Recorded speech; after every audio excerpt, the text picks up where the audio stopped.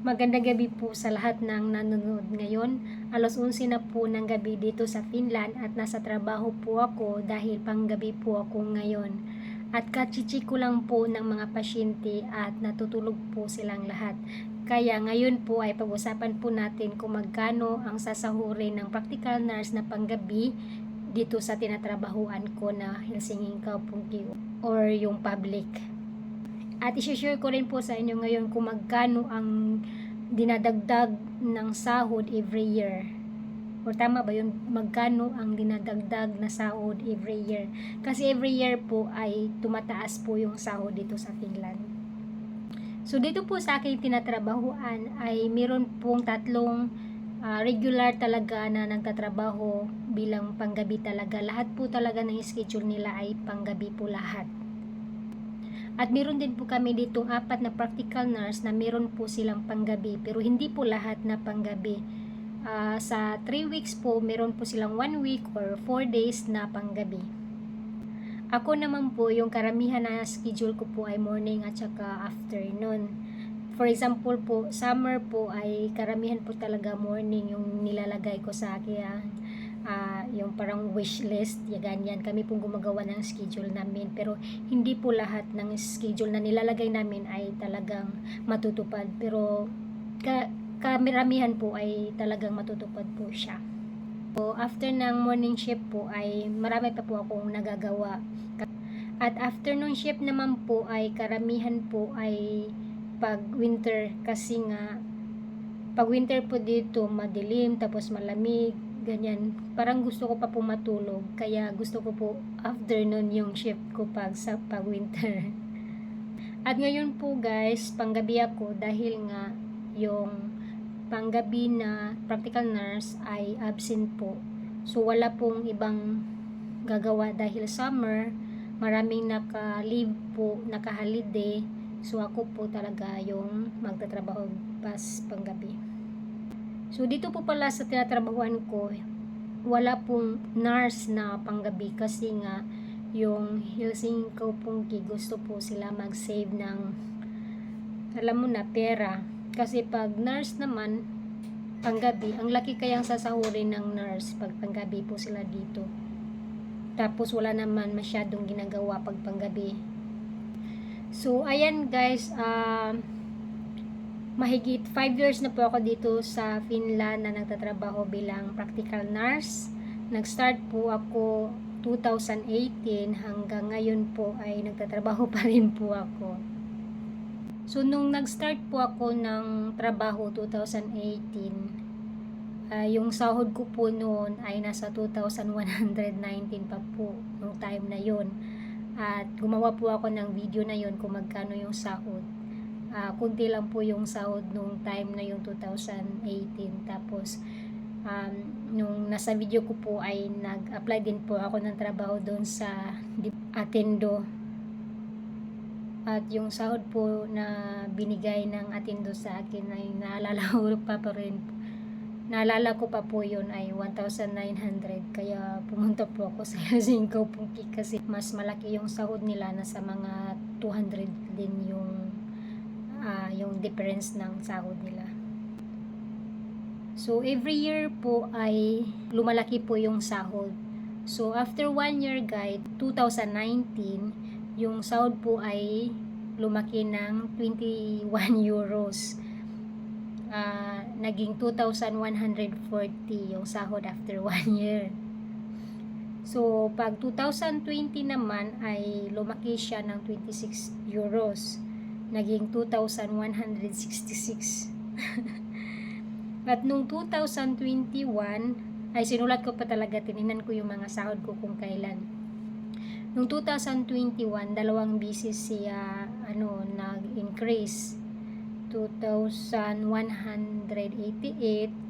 So tapos pangalawa 2,218. Tapos nung 2022 ay 2 beses din siya nag-additional o nag-increase.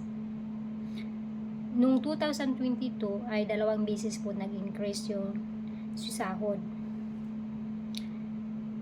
Nung una 2,264.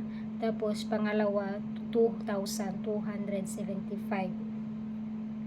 Mga 57 euros din sa isang taon. At nung 2023 naman guys, ay 2 beses din po nag-increase yung sahod. Nung June 2023 ay naging 2,328 euros.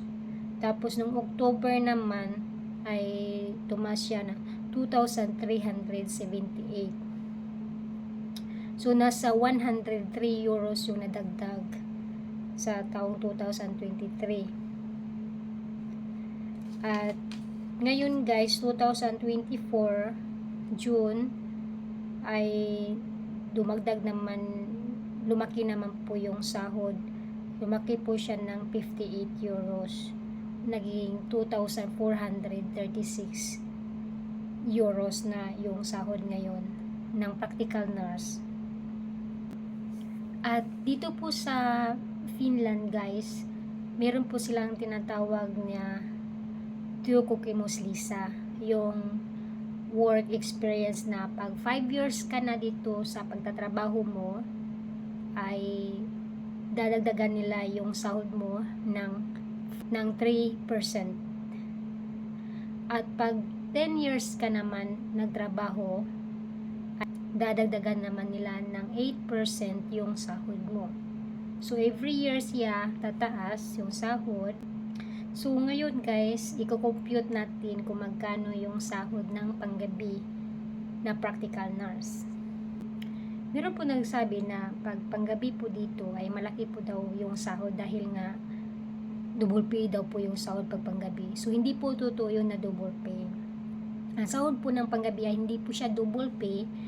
Meron lang po silang additional na 40%. Pero pag weekend naman po, for example, Sabado ng gabi, 8:45 mag-start yung panggabi ng Sabado, for example, hanggang Sunday, 7:15. So, may 10 hours na trabaho. Double pay po lahat yung oras na yun. Dahil dito po, pag Sabado na panggabi, ay ano po yun, double pay na po yun hanggang Sunday.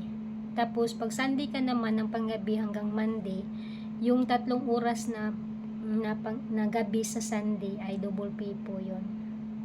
So, sa isang weekend na trabaho ay merong 13 hours na double pay. So, yun, lalaki rin po yung sahod. So, ito na po.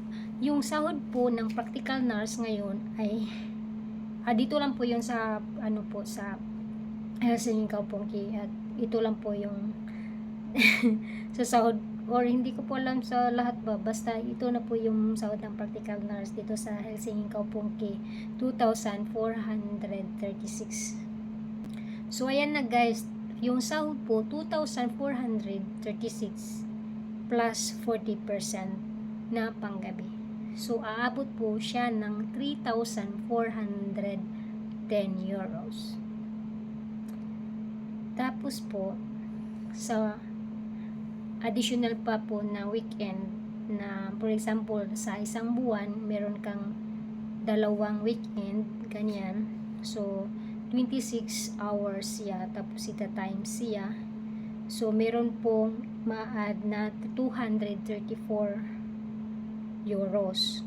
So, 234 euros sa pagtatrabaho mo ng 2 weekend na double pay ay meron pong 234 plus 3,410. So, aabot siya ng 3,644. At yung 3,644 guys, ita-time siya ng peso. Yung peso ngayon ay nasa 62 pesos na. Yung 1 euro ay 62 pesos na. So, ita-time siya, abot siya ng 225,000 pesos. So, di pang laki. Pero, kukuha na ba yan ng tax, guys? Pero, pag, for example, sa isang buwan, ay minsan po ay meron pong 3 weekend. So, pag 3 weekend naman, ay aabot ng 39 hours na double pay. So, nasa 351 yung ma-additional doon sa sahod na panggabi. So, aabot siya ng 3,761 euros lahat. So, kung ita-time siya sa 62 pesos, so yung sahod mo na panggabi ay aabot ng 233,182 pesos. So, di ba malaki po yung sahod pag panggabi? Kaya marami pong gusto na panggabi na trabaho. Pero ako po, ayoko po talaga panggabi dahil wala po talaga akong magagawa. Kasi after ng evening shift ko po ay matutulog po talaga ako. Kasi dito po sa tinatrabaho po, hindi po talaga ako natutulog. Tulad ngayon po, hindi po talaga pwede. So, ayan guys. So, malaki po talaga ang sahod ng practical nurse pag panggabi. At malaki din po yung tax. So, hanggang dito na lang po tayo at sa susunod po nating video ay gagawa po tayo kung ano-ano yung mga benefits dito sa Helsingin Kaupunki. Yan po yung next na i-share ko po sa inyo. Sige po. Salamat po sa panonood. Bye-bye!